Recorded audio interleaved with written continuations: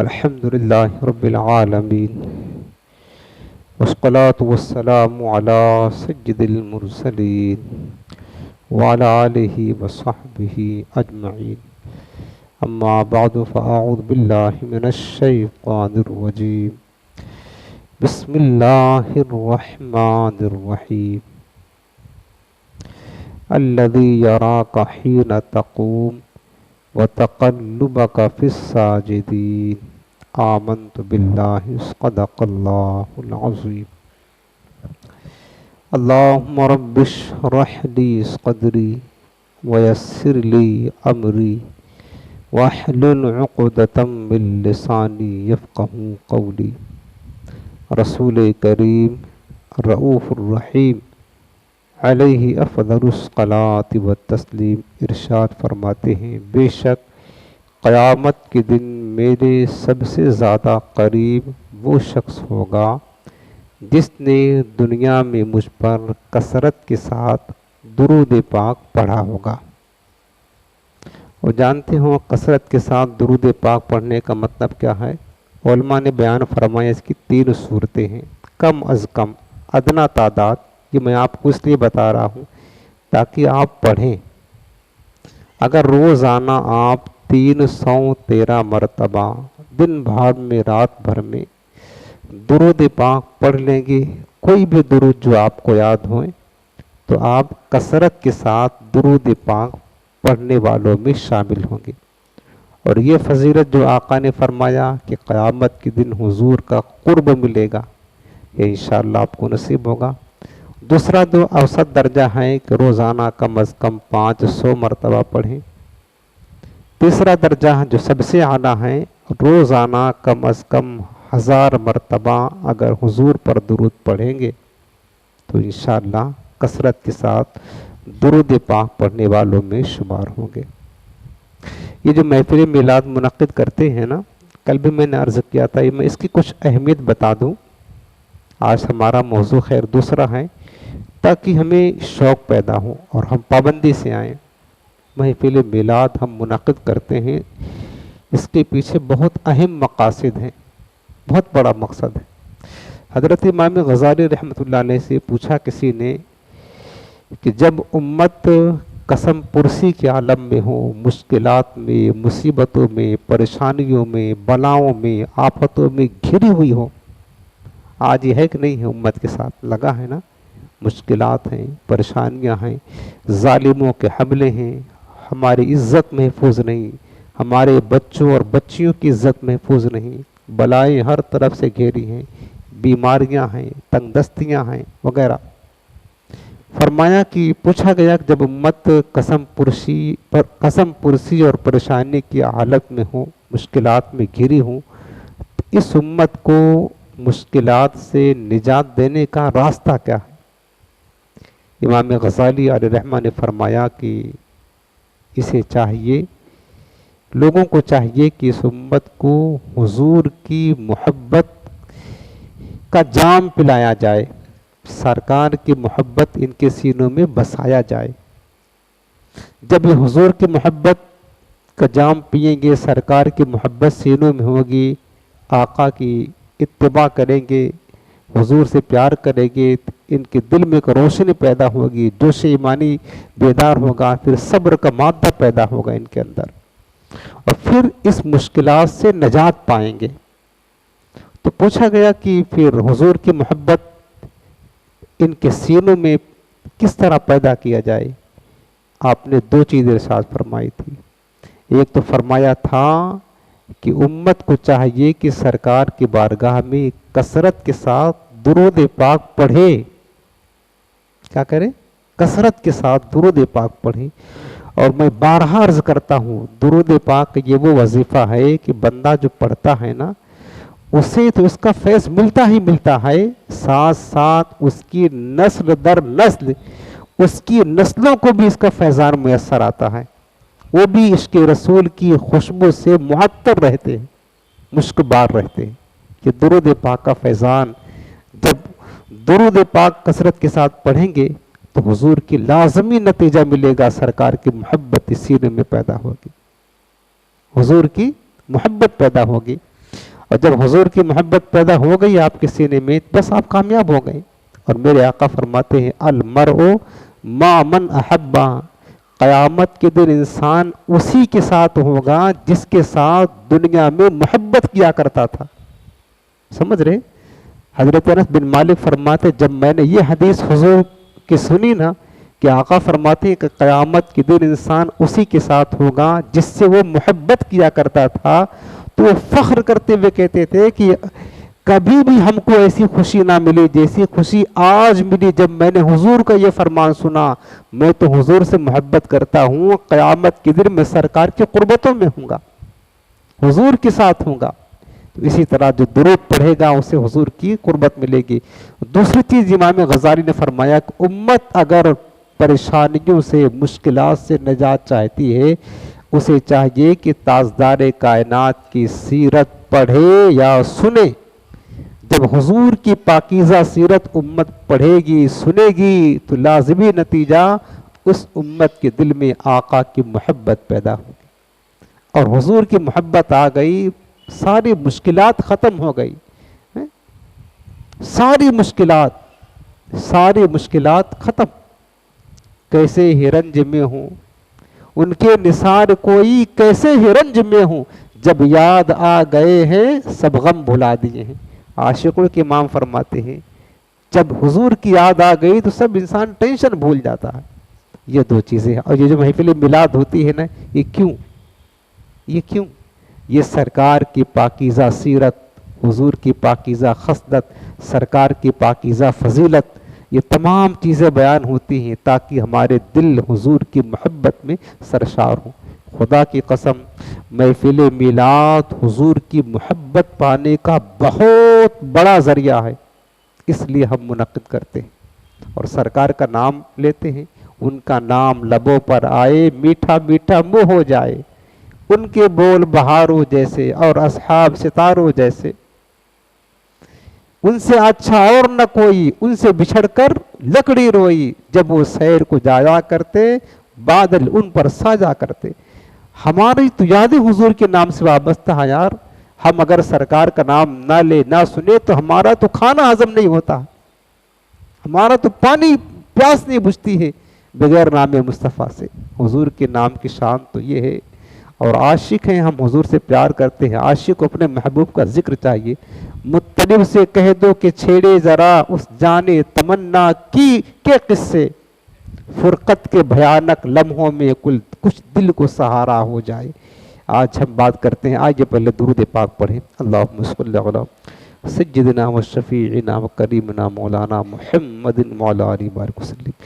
آج کی اس محفل کا خاص ہم بات کریں گے میرے پیارے آقا مدینے والے مصطفیٰ، کونین کے دولہا، تاجدار انبیاء، شہنشاہ دوسرا، اللہ کے حبیب، دانائی غیوب، جناب احمد مجتبی محمد مصطفیٰ صلی اللہ علیہ وآلہ وسلم کے والدین کریمین طیبین طاہرین حضرت سیدنا عبداللہ رضی اللہ تعالی عنہ.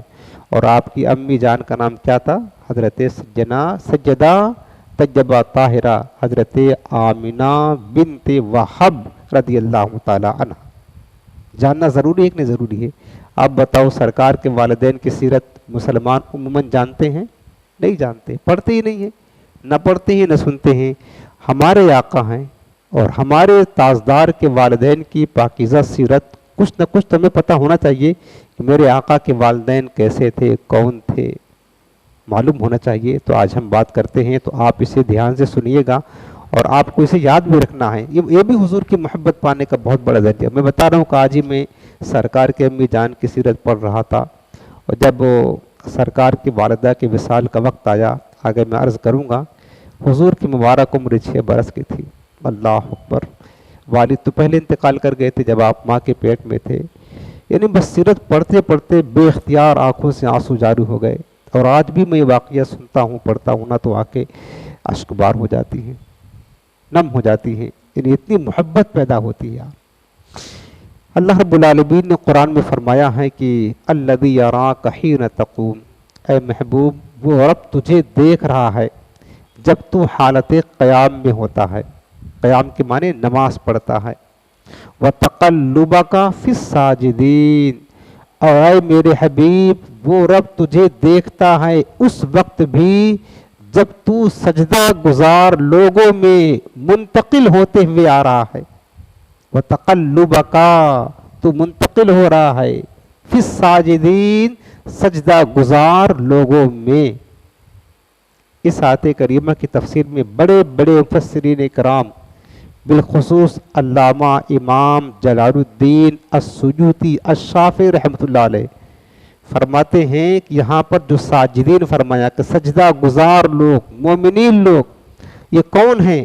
یہ سب حضرت آدم سے لے کر اور حضرت حوا سے لے کر حضرت عبداللہ اور حضرت آمینہ تک حضور کے جتنے بھی آباء و اجداد اور امہات ہیں، جن کے صلب اور بطن سے تاجدار کائنات کا نور منتقل ہوتا ہوا آیا، وہ سب کے سب سجدہ گزار تھے، مومن تھے، موحد تھے، نیک تھے، اللہ کے اچھے بندے تھے. یعنی سرکار کے جتنے بھی اور اجداد، حضرت آدم سے لے کر حضرت عبداللہ تک، حضرت حوا سے لے کر حضرت آمینہ تک تقریباً 500 امہات تھیں، جس میں دادیاں اور نانیاں سب شامل ہیں. حضرت حوا سے لے کر حضرت آمینہ تک مورخین نے لکھا 500 امہات تھی میرے آقا کی، سب سب پاکیزہ تھی، سب مومنات تھی، صالحات تھی. جتنے آباء و اجداد تھے سب کے سب مومن تھے، موحد تھے. اس درمیان میں کوئی کافر آپ کے میرے آقا کے نسب میں کوئی شامل نہ ہوا، نہ کوئی بدکار شامل ہوا، نہ ماں میں اور نہ باپ کی طرف سے. سمجھ رہے نا؟ آج بھی بہت سارے لوگ ایسے ہیں نا، بد مذہبوں کی بات کرتا ہوں، جن کا عقیدہ یہ ہے معاذ اللہ کہ حضور کے والدین کافر ہیں، مسلمان نہیں مانتے سرکار کے والدین کو. اب آپ بتاؤ، جو کافر ہو اور کفر پر مرا ہوں تو اس کا ٹھکانہ کہاں ہوگا؟ جہنم. جہنم میں مقدر بنے گا نا معاذ اللہ رب العالمین. یہ کیسے ہو سکتا ہے یار؟ یہ کیسے ہو سکتا؟ بعض جانور وہ ہیں جو جانور جنت میں جائیں گے، جانور، ان کو بزرگوں سے، انبیاء سے، صالحین سے نسبت ہو گئی، اس بنا پر وہ جنت میں جائیں گے. اور جو تاجدار کائنات، جس کے شکم اقدس میں تاجدار کائنات 9 مہینہ تشریف فرما رہے، جس کے صلب سے میرے آقا پیدا ہوئے، وہ جہنمی ہوں. اور جو جانور جو ہے نا، جن کو بزرگوں سے نسبت ہو جائے، وہ اصحاب کہف کا کتا تھا، کتا صرف بنی اسرائیل کے اولیاء سے محبت رکھتا تھا، محبت، وہ بھی انسانی شکل میں ہو کر کے جنت میں جائے گا.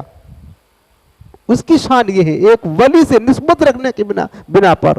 اور اللہ کا محبوب، انبیاء کا امام، جس کے بطن میں 9 مہینہ رہا ہو، جس کے گود میں 6 سال کھیلا ہو، وہ ماں سیدہ آمینہ معاذ اللہ کافرہ ہوں، جہنم میں جائیں. یہ بکواس ہے. کل ملا کر یہ عقیدہ اہل سنت کا عقیدہ کیا ہے، اور اسی عقیدے پر آپ کو قائم رہنا ہے. کوئی کتنی بھی دلیلیں پیش کرے، بولنا ہم کو ماننا ہی نہیں دلیلیں، ہم کو دلیل ماننا نہیں ہے. عقل کو تنقید سے فرصت نہیں، عشق پر اعمال کو قربان کر. عقل کیا ہے؟ تو تنقیدیں کرتی پھرتی ہے. بس آمنا وصدقنا ہمارے تاجدار ہیں. اللہ رب العالمین اپنے محبوب کے جسم اقدس پر مکھی نہیں بیٹھنے دیتا، مکھی نہیں بیٹھنے دیتا ہے کہ مکھی گندگی پر بیٹھتی ہے. اے میرے محبوب پاکیزہ ہیں، ان کے جسم پر مکھی کیسے بیٹھے؟ جو رب اپنے حبیب کے وجود مسعود پر مکھی بیٹھنا گوارا نہیں کرتا ہے، وہ رب کیسے گوارا کرے گا کہ میرے محبوب کا نور ایسے شکم میں آئے یا ایسے آدمی کے پشت میں آئے جو کافر پلید ہو، جو مشرک ناپاک ہو، جو بدکار ہو. ارے آپ کو میں کہتا ہوں، آپ کو میں شربت دوں پینے کے لیے، لیکن شربت کس میں دوں؟ جو باتھ روم میں لوٹا رکھا رہتا ہے نا، جو باتھ روم میں لوٹا رکھا رہتا، اس میں آپ کو شربت دوں پینے کے لیے. آپ باتھ روم میں رکھے ہوئے لوٹے سے شربت پینا گوارا نہیں کرتے ہیں. آپ کی طبیعت میں اتنی حفاظت ہے. وہ رب اپنے محبوب کا نور انور بھلا اس برتن میں، اس شکم کا برتن ایسی ماں کے شکم میں رکھے جو کافرہ ہو، فاسقہ ہو، بدکارہ ہو، ایسے آدمی کے پشت میں رکھے اپنا مقدس نور جو بدکار ہو، یہ ممکن نہیں ہے. اس لیے میرے آقا کی حدیث پاک سنو، اللہ پاک نے پہلے فرمایا وَتَقَلُّبَكَ فِي السَّاجِدِينَ، محبوب جن ماں باپ کے صلبوں اور پشتوں اور شکموں سے تم منتقل ہوتے آ رہے ہو نا، وہ سب کے سب میرے سجدہ گزار بندے تھے. کون تھے وہ لوگ؟ وہ سب میرے سجدہ گزار بندے تھے. اور حدیث پاک آقا کے سنو، میرے آقا فرماتے لم ازل انتقل من اصلاب الطیبین الی ارحام الطاہرات، میں ہمیشہ حضرت آدم سے لے کر حضرت عبداللہ تک، حضرت حوا سے لے کر حضرت آمینہ تک، ہمیشہ پاکیزہ سلبوں سے پاکیزہ رحموں کی طرف منتقل ہو کر آیا ہوں. پاکیزہ سلبوں سے باپ کی پشت میں نطفہ ہوتا ہے، یہ نور مصطفیٰ ہمیشہ پاکیزہ پشتوں سے کہاں پر؟ پاکیزہ رحموں کی طرف منتقل ہوتا آیا ہوں. خرج تو میرے آقا فرماتے من نکاح ولم اخرج من صفاح من لدن آدم الى ان ولدنی ابی و امی. یہ حدیث سنا رہا ہوں المواہب اللدنیہ میں، یہ حدیث پاک لکھی ہوئی ہے. سنو میرے آقا کیا فرماتے، ہمیشہ میں جو تشریف لایا ہوں، میرا نور آیا ہے نا، ایک نکاح سے ہوا ہے. نسبت جو قائم ہوئی ہے نا زوجین کی نکاح سے، ہرگز کوئی بدکاری کوئی زناکاری سے نہیں. یہ حضرت آدم سے لے کر کے میرے والدین حضرت عبداللہ اور حوا تک، حضرت عبداللہ اور آمینہ تک چلتا رہا. سمجھ رہے نا؟ اب میں آپ کو اس کی تفصیل بتاتا ہوں. اللہ رب العالمین کی شان دیکھ، اللہ نے اپنے حبیب کے نور مسعود کو جو باعث تخلیق کائنات ہیں یار، کون ہے؟ اللہ کے حبیب. وہ جو نہ تھے تو کچھ نہ تھا، وہ جو نہ ہو تو کچھ نہ ہو. جان ہے وہ جہان کی، جان ہے تو جہان ہے. میں اس نور محبوب خدا کی بات کرتا ہوں جس کے بارے میں اللہ نے فرمایا کہ میرے حبیب لولاک لما خلقت الدنیا، لولاک لما خلقت الافلاق، لولاک لما خلقت الارضین. محبوب اگر میں تجھے نہ پیدا کرتا تو دنیا کیوں بناتا؟ اگر میں تجھے نہ پیدا کرتا تو زمین کیوں بناتا؟ اگر تجھے پیدا کرنا مقصود نہ ہوتا تو آسمان کیوں بناتا؟ لولاک لما اظہرت الربوبیہ. میرے حبیب اگر تجھے پیدا نہ کرتا تو میں اپنے رب ہونے کو ظاہر ہی نہ کرتا کہ میں رب ہوں. یہ تو سب تیرے لیے ہے.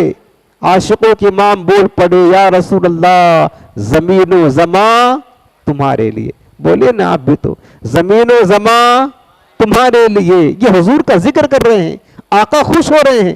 مکین و مکان تمہارے لیے، چنی نے چنا تمہارے لیے، بنے دو جہاں تمہارے لیے، فرشت و خدم رسول حشم تمامی امم غلام کرم وجود و عدم حدوث و قدم جہاں میں آیا تمہارے لیے. سب آقا تمہارے لیے ہے. ثنا و تلے کہ باغ کھلے کو پھول کھلے کہ دن ہو بھلے، لوا کے تلے ثنا میں کھلے رضا کی زباں تمہارے لیے. سب آقا کے لیے ہے. کائنات کی ہر شے ہر چیز اللہ نے اپنے حبیب کے لیے بنایا ہے. اب دیکھیں حضرت آدم علیہ السلام کی پیشانی میں نور مصطفیٰ رکھا گیا نا. اور یاد رکھنا یہ بات بتا دوں آپ کو، حدیث پاک میں ہی روایتوں میں حضرت آدم علیہ السلام کے جب ان کے خاکی پتلے میں بشری پتلے میں جب روح ڈالی گئی نا تو روح باہر نکل آئی. اندھیرا تھا، اندھیرا کھوکھلا تھا جسمان، انسان کا جسم اندر کھوکھلا تھا، اندھیرا باہر نکل آئی. پھر اب روح کو قرار نہیں. پھر کیا کیا؟ اللہ نے اپنے حبیب کریم کے نور انور کو آدم کی پیشانی میں رکھا. جب پیشانی میں نور مصطفیٰ جو ہی آیا پورا وجود حضرت آدم علیہ السلام کا وجود روشن ہو گیا اندر سے باہر تک. اب جو روح کو ڈالا گیا نا تو روح کو قرار آ گیا. اور جیسے ہی روح پڑی جس میں آدم میں قرار آیا، حضرت آدم کو چھینک آ گئی. چھینک آتی ہے نا، یہ بہت بڑی نعمت ہے. چھینک فوراً کہا الحمدللہ. یہ ہم ان کی سنت ادا کرتے ہیں. وہ حضرت آدم علیہ السلام کی چھینک کی کہنا چاہیے، سنت ہے. اب دیکھیں کہ انسان جو پہلی سانس لے رہا ہے نا وہ بھی نور مصطفیٰ کی برکت سے لے رہا ہے. کس کی برکت سے؟ پہلی سانس حضرت آدم لے رہے، چھینک آئی، کس کی برکت سے؟ نور مصطفیٰ کی برکت سے. اللہ نے رکھ دیا. ایک اس کی لمبی تفصیلیں پچھلے درس میں بیان کر چکا ہوں، یہ ساری تفصیلات. اس کے بعد کیا ہوا؟ حضرت آدم و حوا کا نکاح ہوا، زمین پر بھیجے گئے. اس کے بعد جب تبارد و تناسل کا سلسلہ جاری ہوا، ولادت کا سلسلہ جاری ہوا، تو معمول یہ تھا کہ آبادی تو تھی نہیں، इंसानों में हजरत आदम और हव्वा थे और आबादी को जल्दी बढ़ाना था। फिर क्या हुआ कि हजरत आदम और हजरत हव्वा हमारे माँ बाप ये दोनों, इनके साथ जो हमल होता था ना, तो एक हमल में एक लड़का एक लड़की, एक हमल में एक लड़का एक लड़की साथ पैदा हुए थे।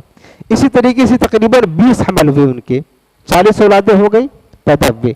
लेकिन अब उसी पेशानी आदम से नूर मुस्तफ़ा को मुंतकिल होना था ना, आगे तो बढ़ाना था। अल्लाह रब्बुल आलमीन की शान देखे, जब अपने महबूब के नूर को मुंतकिल करना था तो हजरत आदम के तो कई बेटे हुए, लेकिन किसके पुष्ट में अल्लाह ने अपने नबी के नूर को मुंतकिल किया?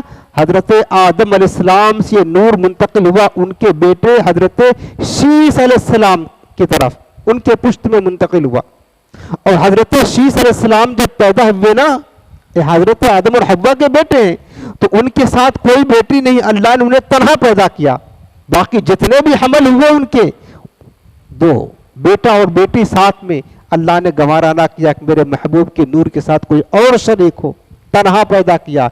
इनकी शराफत और करामत की बिना पर चूंकि अल्लाह ने इनके पुष्ट में जो है ना अपने हबीब के नूर को मुंतकिल किया।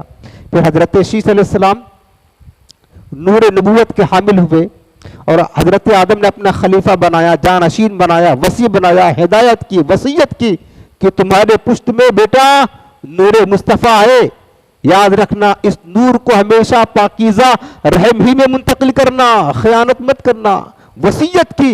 फिर हजरत यूशा अलैहिस्सलाम के आगे जो नूर मुंतकिल हुआ, उसके बाद हजरत इब्राहीम अलैहिस्सलाम के पुष्ट में आया। और हजरत इब्राहीम अलैहिस्सलाम के जब पुष्ट में नूर मुस्तफ़ा आया, वही नूर मुस्तफ़ा की बरकत से हजरत इब्राहीम को नारे नमरूद से निजात मिली। झोंक दिया था नमरूद ने, वो उनके पुष्ट में या पेशानी में जो नूर मुस्तफ़ा जलवागर था, उसी नूर की बरकत थी। हजरत इब्राहीम को वहां से क्या मिला? निजात मिली नारे नमरूद से। उसके बाद अब ये नूर मुंतकिल हुआ हजरत इस्माईल अलैहिस्सलाम की तरफ, हजरत इस्माईल अलैहिस्सलाम की तरफ ये नूर मुंतकिल हुआ।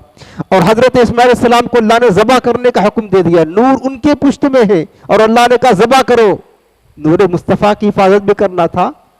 उसके बाद क्या हुआ कि हजरत इस्माईल अलैहिस्सलाम को लिटा दिया, लेकिन दुम्बा ज़बा कर दिया गया। अल्लाह को इम्तिहान लेना मकसूद था, हजरत इस्माईल को ज़बा करवाना तो मकसूद न था।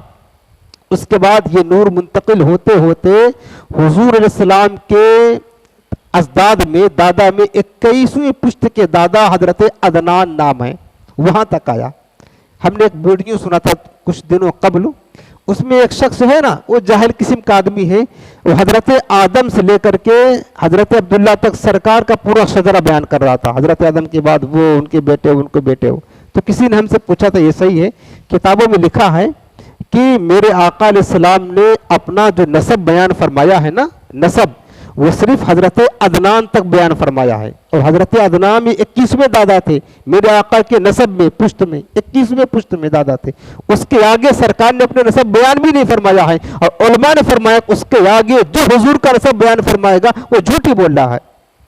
आज पता नहीं कहां से लोग लाते हैं, हजरत आदम से लेकर हजरत अब्दुल्ला तक बड़े बड़े उलमा ने नहीं बयान किया। उलमा ने लिखा है, अल-मवाहिबुल लदुनिया में ये बात लिखी गई है, जो मोतबर तरीन किताब है। सरकार ने सिर्फ अपना मुबारक नसब हजरत अदनान तक बयान फरमाया है। उसको 21वें पुष्ट के दादा है हजरत अदनान, उसके आगे बयान नहीं फरमाया। और यहाँ लोग उसके मिलाते मिलाते हजरत आदम तक पहुंचा देते हैं, तो ये नहीं करना चाहिए। ठीक, अब ये नूर मुस्तफ़ा मुंतकिल होकर हजरत अदनान, उसके बाद फिर मुंतकिल होते हुए हजरत हाशिम हुजूर के परदादा थे, हजरत अब्दुल मुत्तलिब हुजूर के दादा थे, और उसके बाद हजरत अब्दुल्ला जो हुजूर के वालिद गिरामी थे, यहाँ तक मुंतकिल होकर के नूर मुस्तफ़ा आ गया।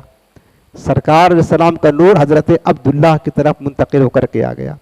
अब देखें कि हजरत अब्दुल मुत्तलिब रज़ियल्लाहु तआला अन्हु जो हुजूर के दादा थे, जब इनके पेशानी में नूर मुस्तफ़ा था तो उनकी बड़ी करामात का ज़ुहूर हुआ था, बड़ी करामात का। और आप सरदार मक्का भी थे, सरदार कुरैश भी थे, लोग बड़ी इज्जत किया करते थे।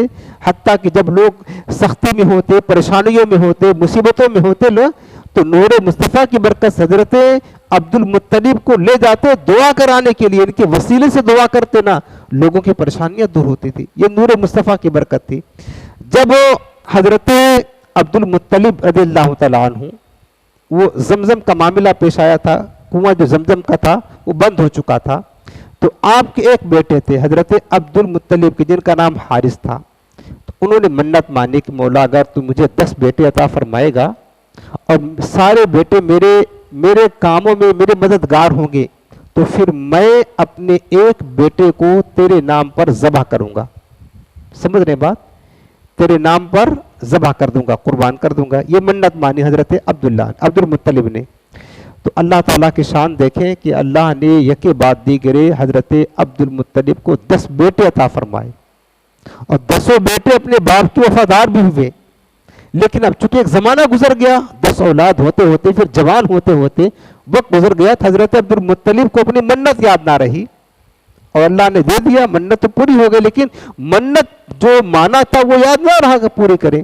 ایک دن آپ سو رہے تھے صحن کعبہ میں تو کسی نے کہا آواز آئی ہاتف غیبی سے، عبد المطلب اللہ کی بارگاہ میں قربانی پیش کرو. آپ صبح اٹھے، ایک دمبا ذبح کیا اور غریبوں کو کھلا دیا. اگلی بار سوئے، پھر خواب آیا عبد المطلب اس سے پیاری چیز، اس سے بڑی چیز قربان کرو. اگلے دن اٹھے، گائے کی قربانی کیا، غریبوں کو کھلا دیا، سو گئے. پھر اگلی رات خواب آیا عبد المطلب اس سے بھی بڑی قربانی پیش کرو. اگلے دن اٹھے، اونٹ ذبح کیا، پھر کھلا دیا. مطلوب تو اور تھا، یاد دلانا تھا منت. اس کے بعد پھر اگلے دن سوئے تو پھر خواب آیا عبد المطلب قربانی باقی ہے تمہاری، قربانی پیش کرو اس سے بڑی. تو پوچھا کہ اب کتنی بڑی قربانی پیش کروں؟ اونٹ بھی پیش کر دیا، گائے بھی پیش کر دی، دمبا بھی پیش کر دیا، اب کیا پیش کروں؟ تو کہنے والے نے کہا عبد المطلب وہ جو تو نے منت مانی تھی نا اپنے بیٹے کی قربانی کی، اس کو پیش کر. اب بیدار ہوئے تو پھر اپنے بیٹوں کو ذبح کیا کہ بات یاد آ گیا کہ میں نے منت مانی تھی، ایک بیٹا قربان کرنا ہے. بتاؤ پہلے کے لوگ اللہ کے کتنے مخلص ہوتے تھے یار، اپنے بیٹوں کو بھی اللہ کے نام پر ذبح کرنے کی منت مان لیا کرتے تھے. کتنے اللہ کے لیے سب کچھ اپنی جان اولاد سب لٹانے کا جذبہ رکھا کرتے تھے. بہرحال صبح اٹھے، اپنے سارے 10 بیٹوں کو صحن حرم میں جمع کیا اور مشورہ کیا کہ میرے بیٹوں تم یقیناً ہمارے وفادار ہو لیکن معاملہ ایسا ہے، ہم نے منت مانی تھی، منت پورا کرنے کا وقت آ گیا. بتاؤ تم میں سے کون ہے جو اس قربانی کے لیے تیار ہو؟ تو سارے بیٹے وفادار تھے، سب کہنے لگے ابا جان آپ مجھے اللہ کے نام پر قربان کر دیں، آپ مجھے قربان کر دیں. سب کہنے لگے تیار تو سب تھے مجھے قربان کریں. تو حضرت عبد المطلب نے کہا نہیں ایسا نہیں، بلکہ 10 بیٹوں کے نام قرعہ ڈالا جائے اور جس کا نام قرعہ میں نکل آئے قرعہ اندازی کیا جائے اسی کو قربان کیا جائے گا. کہا ٹھیک ہے. قرعہ اندازی کی گئی تو یہ نام نکلا حضرت عبداللہ کا. کس کا نام نکلا؟ او عبداللہ جن کی طرف ابھی نور نبوت جلوہ گر ہونا ہے، جلوہ گر ہونا ہے. نور نبوت 18 برس کی عمر ہو گئی تھی، بلکہ نور نبوت حضرت عبداللہ کے پیشانی میں منتقل ہو چکا تھا. نور نبوت حضور علیہ السلام کا. اور حضرت عبداللہ کی شان دمالہ تھی، بہت خوبصورت تھے، حسن و جمال کے پیکر تھے. جدھر جاتے حضرت عبداللہ جدھر جاتے ایک نورانیت ہو جاتی تھی، ایک نورانیت. اور شان کیا تھی حضرت عبداللہ رضی اللہ عنہ کو جب حضور کا نور پیشانی میں جلوہ گر ہوا، اپنے باپ سے کہنے لگے کہ ابا جان میں پہاڑ میں جاؤں، میدان میں جاؤں، جنگل میں جاؤں، جدھر جاتا ہوں میں ایک چیز دیکھتا ہوں کہ میرے پشت سے ایک روشنی نکلتی ہے. وہ روشنی پورب سے پچھم، پچھم سے پورب، چاروں طرف پوری کائنات میں پھیلتی ہے اور وہی روشنی پھر آسمانوں کی طرف جاتی ہے، پھر آسمانوں سے اوپر بلند ہوتی ہے، پھر روشنی واپس آ کر میرے پشت میں جمع ہو جاتی ہے. ابا جان ماجرا کیا ہے؟ تو آپ کے والد حضرت عبد المطلب نے کہا بیٹے تجھے پتا نہیں تیرے پشت میں اللہ کے محبوب کا نور جلوہ گر ہے، وہ اللہ کا حبیب پیدا ہوگا. یہ اشارہ اس بات کی طرف جو روشنی پورب سے پچھم جاتی ہے نا اور پچھم سے پورب کی طرف آتی ہے، ساری کائنات میں اس کی حکومت ہوگی، آسمانوں میں حکومت ہوگی، زمین میں حکومت ہوگی. اور وہ نور مصطفیٰ اللہ کے حبیب کا نور ہے جو جلوہ گر ہوگا تو آئی نئی حکومت، سکہ نیا چلے گا. اس وقت اللہ کے حبیب کی حکومت ہوگی. یہ اس کی طرف اشارہ ہے.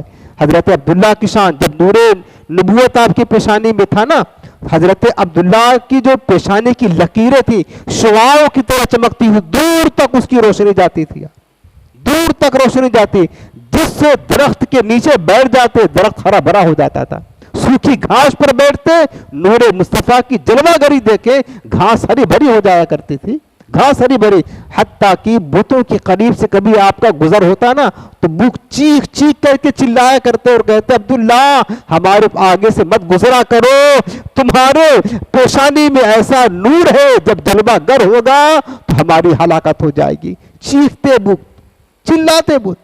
یہ حضور علیہ السلام کی والد محترم کی شان تھی۔ تو آپ کے دادا نے مشورہ کیا، قرآ جب ڈالا گیا تو کس کے نام نکلا قرآ؟ حضرت عبداللہ کا نام آیا۔ آپ تیار ہو گئے، ہاتھ پکڑا اور ذبح کرنے کے لیے نکل پڑے، کوہ صفا پر آئے تاکہ حضرت عبداللہ کو ذبح کروں۔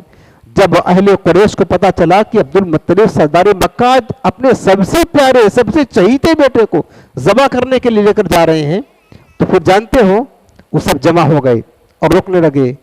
کہا سردار مکہ آپ ہم میں سے کسی کو ذبح کر دیں لیکن ہم عبداللہ کو ذبح نہیں کرنے دیں گے، اور یہ رسم ہی جاری نہیں کرنے دیں گے کہ آپ ایک رسم جاری کر دیں، پھر یہ تو ہمارے لیے مصیبت ہو جائے گی، پھر سب سے چہیتا بیٹا، سب سے خوبصورت بیٹا، سب سے چھوٹا بیٹا آپ اسے ذبح کریں، یہ نہیں کریں گے۔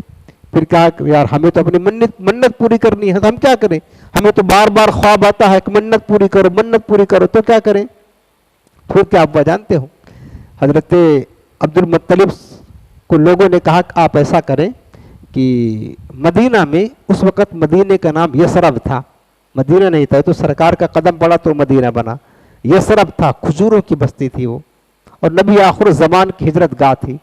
کہا مدینہ میں ایک عورت صاحب علم ہے، عرافہ نام تھا اس کا، چلے اس کے پاس اپنا مسئلہ پیش کرتے ہیں، کوئی نہ کوئی حل بتائے گی، اور جب حل بتائے گی تو ہم اس پر عمل کریں گے، اس طرح ہو سکتا ہے کہ قربانی بھی آپ کی قبول ہو جائے اور عبداللہ بچ بھی جائے۔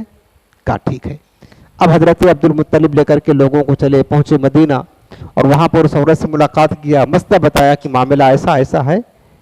تو اس عورت نے کہا کہ ٹھیک ہے، ایسا کام کریں کہ آپ دوبارہ قرآن اندازی کریں، ایک طرف 10 اونٹ رکھیں اور ایک طرف عبداللہ کا نام پیش کریں، اب ان کے نام قرآ ڈالیں، اگر عبداللہ کے نام پھر قرآ نکلتا ہے تو پھر 10 اونٹ اور بڑھائیں، پھر قرآن اندازی کریں، پھر اگر ان کے نام نکلتا ہے قرآن عبداللہ ہی کے نام پھر 10 اور اونٹ بڑھائیں، پھر قرآن اندازی کریں، پھر اگر انہی کا نام نکلتا ہے 10 اونٹ بڑھاتے جائیں، قرآن اندازی کرتے جائیں، یہاں تک کہ تمہارا رب جو ہے نا اونٹوں کی قربانی کرنے پر راضی ہو جائے، بس سمجھ لینا اونٹوں کو ذبح کر دینا۔ کہا ٹھیک ہے۔ واپس دوڑ کر آئے، پھر انہوں نے ایسا کرنا شروع کیا، 10 اونٹ ایک طرف، حضرت عبداللہ کے ایک طرف، ان کے نام قرآن ڈالا گیا کہ کس کا نام نکلتا؟ حضرت عبداللہ کا نام نکلا، پھر 10 اونٹ بڑھایا، کس کا نام نکلے گا؟ حضرت عبداللہ کا نام نکلا، پھر 10 اونٹ بڑھایا، پھر قرآن اندازی کیا، حضرت عبداللہ کا نام نکلا، حتیٰ کہ 90 اونٹ ہو گئے، 10 اونٹ بڑھاتے رہے، حضرت عبداللہ کا نام آتا رہا۔ رب کی شان دیکھے۔ اس کے بعد پھر جب 100 اونٹ ڈالا اور 100 اونٹ کے بعد پھر قرآن اندازی کیا تو اب جو قرآن نکلا وہ اونٹوں کے نام نکل گیا۔ حضرت عبد المطلب سمجھ گئے کہ رب کریم نے اونٹوں کی قربانی قبول کر لی اور میرے بیٹے کو بچا لیا ہے۔ پھر 100 اونٹوں کو ذبح کیا گیا اور 100 اونٹوں کو ذبح کرنے کے بعد اس کا گوشت غریبوں میں کھلایا گیا اور حضرت عبداللہ رضی اللہ تعالی عنہ کو بچا لیا گیا۔ اب دیکھیں میرے آقا کے حدیث پاک سنا کر آج بات ختم کرتا ہوں، انشاءاللہ اس کے بعد سے ایک تفصیل ہے، کل میں پھر عرض کروں گا۔ میرے آقا کے حدیث پاک آقا فرماتے آنا ابن ذبیحین، میں 2 ذبیح کا بیٹا ہوں۔ کس کا؟ 2 ذبیح، ایک ذبیح اللہ حضرت اسماعیل ہیں، جب آپ ان کے پشت میں تھے حضور کا نور تھا، اس وقت آپ کے باپ ذبح کرنے کے لیے گردن پر چھری چلا دی تھی، لیکن نور مصطفیٰ کی برکت سے میڈا ذبح ہوا، انہیں بچا لیا گیا۔ حضرت اسماعیل باپ ہے نا، دادا ہے نا میرے آقا علیہ السلام کی۔ اس کے بعد دوسرا ذبیحہ، یہ حضرت عبداللہ ذبح ہونے کے قریب تھے، لے گئے تھے مقام مذبح پر حضرت عبداللہ کو ذبح کرنے کے لیے آپ کے والد حضرت عبد المطلب، لیکن کیا ہوا؟ جو قریش تھے وہ آگے آ گئے، بچانا اللہ کو تھا، اور اونٹوں کی قربانی قبول کر کے حضرت عبداللہ کو بچا لیا گیا۔ اس طرح میرے آقا کے حدیث پاک میں 2 ذبیحوں کا بیٹا ہوں، اس طرح سرکار علیہ السلام کی مبارک پاکیزہ زندگی تھی اور حضور السلام کا نور اس طرح منتقل ہوتا ہوتا یہاں تک پہنچا۔